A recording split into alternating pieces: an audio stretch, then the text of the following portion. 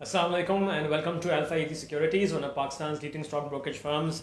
मैं हूं Shuja Qureshi. Morning briefing के साथ आज एक नए हफ्ते का आगाज़ हो रहा है। 27 सितंबर है 2021। रोल ओवर वीक का प्रेशर ख़त्म हो गया है। लेकिन ओवर द वीकेंड कोई ऐसी पॉजिटिव खबर नहीं आई कि हम कह सकें कि मार्केट में बहुत तेज़ी एक्सपेक्ट की जाएगी। एक पुल बैक टेक्निकल हम ज़रूर देख सकते हैं।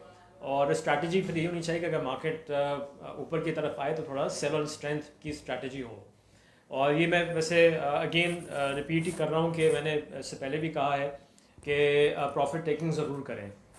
नीचे लेवल्स काफ़ी अट्रैक्टिव हो गए, तो अगर डिप आए मार्केट में नज़र तो वहाँ पे आप कुछ स्टॉक्स, अब एक पर्टिकुलर स्टॉक्स पे फोकस करने की ज़रूरत है और ये देखना है कि उनकी फ्यूचर अर्निंग्स इंटैक्ट नज़र आ रही हैं। उसके हिसाब से अगर स्टॉक काफ़ी चीप हो गया है तो वहाँ पे थोड़ी सी बाइंग ज़रूर की जा सकती है, एक्यूमुलेशन, और फिर अगर वहाँ पे प्राइस गेन आए तो प्रॉफिट भी बुक करें। अच्छा, इससे पहले कि मज़ीद मैं और बात करूं, यही स्ट्रैटेजी पे फोकस करें। कुछ और जो चीज़ें हैं, डेटा वो देख लेते हैं। पिछले 24 घंटे में करोना वायरस की सिचुएशन मुल्क में कोई तकरीबन 48,000 के करीब टेस्ट किए गए। पॉजिटिव केसेस आए हैं 1757, तो पॉजिटिविटी परसेंटेज 4% से नीचे आ गई है। एक खुशाइन बात है कि 3.6% पर आ गई है। और पिछले 24 घंटे में अमवात भी कम हुई हैं, 31 अमवात हुई हैं। अच्छा, इसके अलावा इंटरनेशनल मार्केट में ब्रेंट और ऑयल, क्रूड ऑयल वैसे ओवरऑल बढ़ गया है। ब्रेंट $79 क्रॉस कर गया था, अभी थोड़ा नीचे आके $78.15 के करीब ट्रेड कर रहा है। और कोयले की कीमत में कोई कमी बेशी नहीं हुई, तकरीबन वही नज़र आ रहा है $154.75 पर मेट्रिक टन पे। अच्छा, जहाँ मैं कोयले की बात करूँ तो यहाँ ये भी बता दूँ कि स्टील की रीबार प्राइसेस कहा जा रहा है कि बढ़ गई हैं। ये हम देख रहे हैं बतदरीज, क्योंकि स्क्रैप प्राइसेस बढ़ रही हैं, तो यहाँ पे भी हमने देखा है कि पास ऑन किया जा रहा है। ये खबरें हैं। अच्छा जी, इसके अलावा आज OGDC का रिज़ल्ट है, लेकिन ये रिज़ल्ट जो है वो कल अनाउंस होगा सुबह, क्योंकि बोर्ड मीटिंग OGDC की शाम 5 बजे है। अक्सी रिसर्च की एक्सपेक्टेशन ये है कि फुल ईयर की अर्निंग्स OGDC की आएंगी 21.3 रुपीज़ की, 21 रुपये 30 पैसे की। और ये पिछले साल अगर से देखा जाए तो तकरीबन 8% का डिक्लाइन है। एक्सचेंज लॉसेस थोड़े से नज़र आए हैं।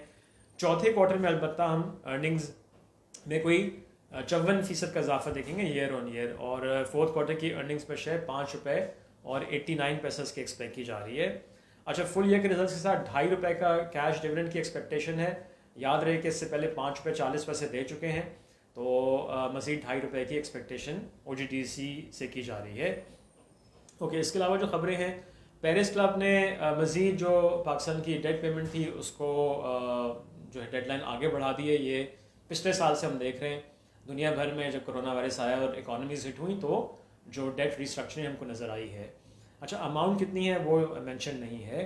फिर CPEC पैनल ने पाकिस्तान कराची के लिए एक उसकी जो कोस्ट लाइन को डेवलप करने के लिए बड़ा एम्बिशियस प्लान कह रहे हैं कि जो है वो अप्रूव किया है। लेट्स सी इसमें क्या क्या चीज़ें सामने आती हैं और डिटेल्स में क्या किस तरीके से कब शुरू होगा। Details are awaited. अच्छा जी, इसके अलावा हुकूमत ने कहा है कि जहाँ खाने पीने की अशिया की कीमतें बढ़ गई हैं तो हुकूमत इंटरवीन करेगी और प्राइसेस नीचे करेगी। मुझे नहीं पता कैसे करेंगे। खबरें आती हैं कि आपने चीनी के भी इतनी सारी चीनी भी इंपोर्ट कर ली कि बफर स्टॉक्स बिल्ड कर रहे हैं। आप गंदम भी मंगवाए चले जा रहे हैं, इंपोर्ट कर रहे हैं, उससे हमारा इंपोर्ट बिल भी बढ़ रहा है, लेकिन चीनी की कीमत कोई नीचे तो आई नहीं है, बढ़ ही रही है। अब मुझे नहीं पता ये कैसे करेंगे। इसके अलावा जो खबरें हैं, ये देखें जो ऑटो के हवाले से, और वो खबर पिछले हफ्ते आ गई थी कि अब ये इवन इलेक्ट्रिक व्हीकल्स पे भी जो उन्होंने कुछ मराद दी थी उसमें ड्यूटीज़ वगैरह फिर बढ़ाएंगे, कि हम देख रहे हैं कि इंपोर्ट्स बहुत बढ़ गई हैं, उससे करंट अकाउंट पे हमको हमारे हिट पड़ रहा है और डॉलर भी ज़ाहिर के बढ़ रहा है, रुपया वीक हो रहा है। रुपये की वीक होने की एक वजह और भी है कि कहा जा रहा है अफगानिस्तान में भी काफ़ी जा रहा है, बिकॉज अफगानिस्तान की जो एड है, फाइनेंशियल एड, वो रोक दी गई है, तो यहाँ से डॉलर जा रहा है। इसको आई थिंक चेक करना चाहिए स्टेट बैंक को, और इस पर जो भी इकदाम किए जा सकते हैं वो करने चाहिए। फिर एक खबर गैस प्राइसेस के इजाफे के हवाले से आ रही है। प्रपोजल है कि गैस की कीमतों में इजाफा किया जाएगा, और हमें अगर IMF के प्रोग्राम में जाना है तो ये हमें एनर्जी की प्राइसेस को पास ऑन करना है, ये कोई नई बात नहीं है। एक्सपेक्टेशन रखनी चाहिए कि गैस, बिजली سب کی قیمتیں بڑھیں گی. میں نے آپ کو آئل کی پرائسز آلریڈی بتا دی ہیں کہ بڑھ گئی ہیں. تو اب اگلا جو ریویو آنے والا ہے اور 1 اکتوبر سے حکومت کو کیا کرنا ہے, یہ بھی ایک حکومت کے لیے پریشر بلڈ ہو رہا ہے. تو جہاں کروڈ آئل کی پرائسز کا بڑھنا انٹرنیشنل مارکیٹ میں ہمارے ENP سیکٹر کے لیے اچھا ہوگا, بٹ اوور آل اکانومی کے لیے اچھی بات نہیں ہے یہ. اور ایک پروپوزل اب خبر لگی ہوئی ہے کہ جی ایک پروپوزل آیا ہے کہ 3 ریفائنریز کو, اس میں پاکستان ریفائنری کا نام آ رہا ہے, نیشنل ریفائنری کا, ان بائکوں کا, کہ ان کو تو بند کر دیا جائے. اچھا یہ بیسکلی اس میں جو خبر ہے وہ یہی ہے کہ جو حکومت کی اکنامک ایڈوائزری کاؤنسل ہے, انہوں نے کچھ وہ سب کمیٹیز بنائی تھیں اور ان کو ڈفرینٹ ٹاسک دی تھیں. تو اس میں جو اس حوالے سے ایک کمیٹی بنی تھی, ان کے جو چیئرمین ہیں انہوں نے یہ پروپوزل دیا ہے. وہ کہہ رہے ہیں کہ یہ جو نئی ریفائنری پالیسی میں یہ ریفائنریز جو تھیں وہ صرف ٹیرف پروٹیکشن سیکھ کر رہی ہیں, ان کا کوئی ارادہ نہیں ہے کہ یہ جو ہے وہ اپنے پلانٹس کو اپ گریڈ کریں اینڈ آل دیٹ. تو خیر یہ اب ان کا ایک آئی تھنک ان کی اس رپورٹ کا جو انہوں نے شاید سبمٹ کیا ہے EC کو, اس کا مجھے لگ رہا ہے کہ کچھ خلاصہ ہے. بٹ آئی تھنک پاسبلٹی مجھے اس کی کم نظر آ رہی ہے, بیکاز اگر ریفائنریز کو شٹ کریں گے تو جو ہمارا امپورٹ بل ہے, میں نے پہلے بھی کہا ہے کہ ہماری جو ریکوائرمنٹ ہے پاکستان کی ریفائنڈ پروڈکٹس کی, یعنی کہ پیٹرول ڈیزل وغیرہ کی, وہ ہماری جو ریفائنریز لگی ہوئی ہیں وہ پورا نہیں کرتی ہیں. تو اس لیے ہم کو ریفائنڈ پروڈکٹس جو مہنگے ہوتے ہیں ان کو امپورٹ کرنا پڑا ہے. اگر یہ ریفائنریز یہ بھی بند کر دیں گے تو وہ اور آپ کا جو ہے امپورٹ بل بڑھ ہی جائے گا. اور ابھی جو وہ سعودی عرب کی انویسٹمنٹ کی بات ہو رہی ہے وہ دیٹس آل ٹاکس, وہ nothing has come on paper. Policy بنے گی تو کوئی انویسٹمنٹ کرے گا, ابھی تو پالیسی نہیں بن پا رہی ہے, اسی پہ اتنے اعتراضات اٹھ گئے ہیں. تو پالیسی تو بنائیں پہلے.